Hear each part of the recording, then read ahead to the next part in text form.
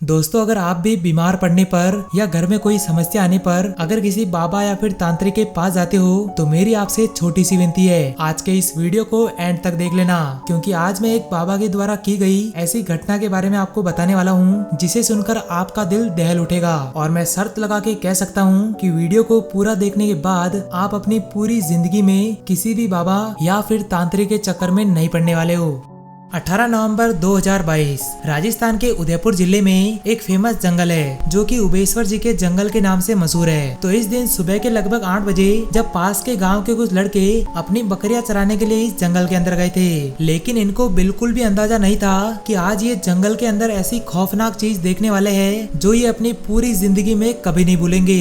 तो जब ये जंगल के अंदर पहुंचे तो वहाँ पर इनको एक महिला और एक पुरुष की डेड बॉडी मिलती है जो की बहुत ही ब्रूटल हालत में वहाँ पर पड़ी थी। साथ ही साथ उनके शरीर पे बिल्कुल भी कपड़े नहीं थे और पुरुष का जो प्राइवेट पार्ट है वो पूरी तरह से कटा हुआ था और महिला का प्राइवेट पार्ट भी डैमेज हो रखा था। यह नजारा देखकर वो सभी लड़के घबरा गए और गांव में जाकर सभी को इस बारे में बताने लगे। गांव के कई लोग जब यहाँ पर पहुँचते हैं तो वो भी ये नजारा देखकर हैरान थे।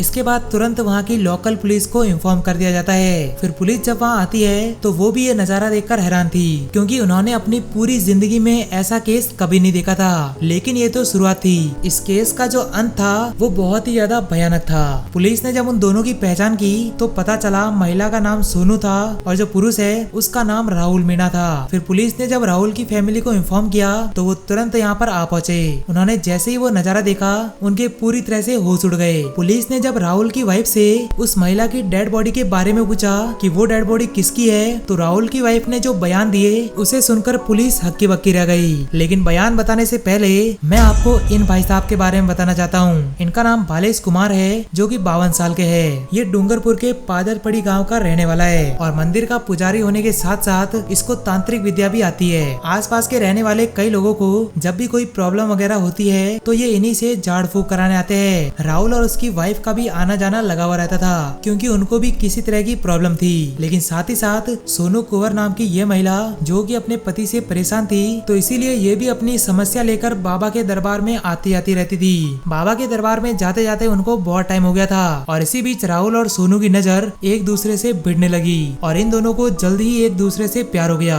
इसके बाद कभी कभार राहुल बिना अपनी वाइफ के भी बाबा के दरबार में पहुंच जाता था और सोनू और राहुल घंटों घंटों तक वहां पर बातें करते रहते थे। लेकिन ये चीज एक दिन भालेश तांत्रिक ने नोट कर दी। उसको भी ये देखकर बहुत ज्यादा गुस्सा आया। इसी बीच राहुल की पत्नी को शक होने लगा, क्योंकि जो राहुल है वो घंटों घंटों तक सोनू से बात करता था। वैसे राहुल की वाइफ को ये तो नहीं पता था कि राहुल किससे बात कर रहा है, लेकिन वो इस चीज से बहुत परेशान थी और वो अपनी समस्या लेकर बाबा के दरबार में पहुंची और वहां जाकर उनको सारी समस्या बताई और कोई सुझाव मांगा। भालेश ने जैसे ही उसकी समस्या सुनी तो उसने राहुल की वाइफ को सोनू और राहुल के चक्कर के बारे में सब कुछ बता दिया और ये सुनकर राहुल की वाइफ बहुत ज्यादा परेशान हुई। लेकिन तांत्रिक ने उसको समझाते हुए कहा कि तुम्हें टेंशन लेने की कोई जरूरत नहीं है, मैं कुछ ऐसा तंत्र मंत्र करूंगा जिससे वो सोनू से कभी बात नहीं करेगा। खैर, अब हम चलते हैं फिर से 18 नवंबर 2022 की तारीख को।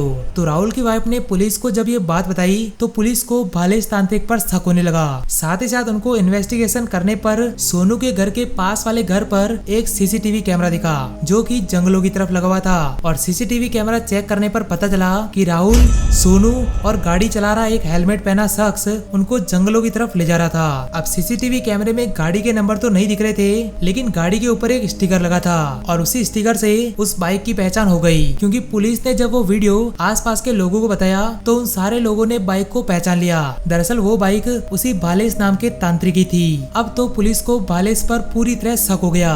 इसके बाद पुलिस भालेश को पकड़ती है और उसे पूछताछ करना शुरू हो जाती है, लेकिन बार बार पूछने के बाद भी भालेश इस बारे में ज्यादा कुछ बता नहीं रहा था। इसलिए पुलिस ने इसकी कुटाई करना शुरू कर दी और काफी देर तक धुलाई करने के बाद आखिरकार भालेश ने अपना मुंह खोल ही दिया और उसने पुलिस को ऐसा राज बताया जो कि अविश्वसनीय था। दरअसल जो भालेश तांत्रिक था उसके भी मन में सोनू के लिए लड्डू फूट रहे थे और वो भी सोनू के साथ संबंध बनाने की कोशिश कर रहा था, लेकिन वो इसमें कामयाब नहीं हो पा रहा था। लेकिन जब ये बात राहुल को पता चली तो वो तुरंत तांत्रिक के पास आया और उससे झगड़ा करने लगा। साथ ही साथ राहुल ने तांत्रिक को वार्निंग दी कि अगर तू सोनू से दूर नहीं हुआ तो मैं तेरी सारी सच्चाई ना कि पूरे गाँव को बल्कि आसपास के कई शहरों तक पहुँचा दूंगा। ये बात सुनकर भालेश पूरी तरह डर गया, क्योंकि ना सिर्फ पूरे गाँव में बल्कि आसपास आसपास के कई एरियो में उसकी बहुत ज्यादा इज्जत थी और अगर राहुल सबको ये बात बता देता तो उसकी पूरी इज्जत मिट्टी में मिल जाती।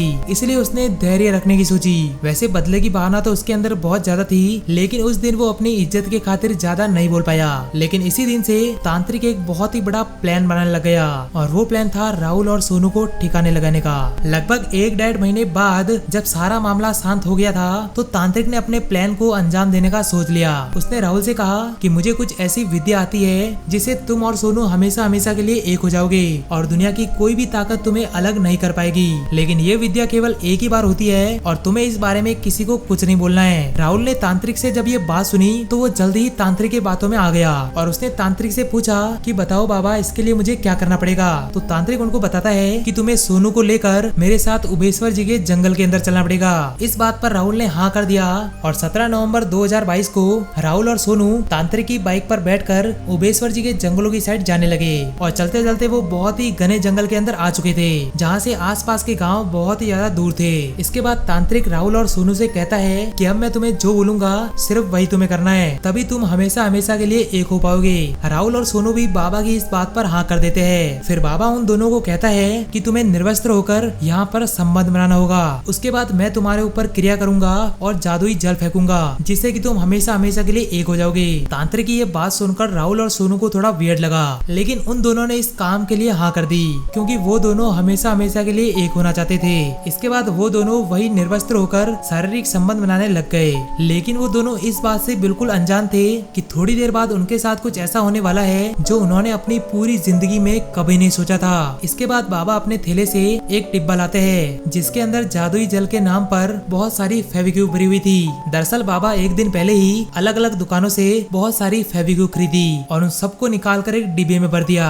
अब इधर राहुल और सोनू यहाँ पर संबंध बना रहे थे तो बाबा अपने प्लान को अंजाम देने ही वाला था। वो उनके पास गया और वो जो डिब्बे के अंदर फेविक्विक थी वो पूरी उनके उस पार्ट पर फेंक दी। और आप सोच सकते हो फेविक्विक कितनी ज्यादा खतरनाक होती है, अगर उससे कोई भी चीज चिपक जाती है तो वो छूटने का नाम भी लेती।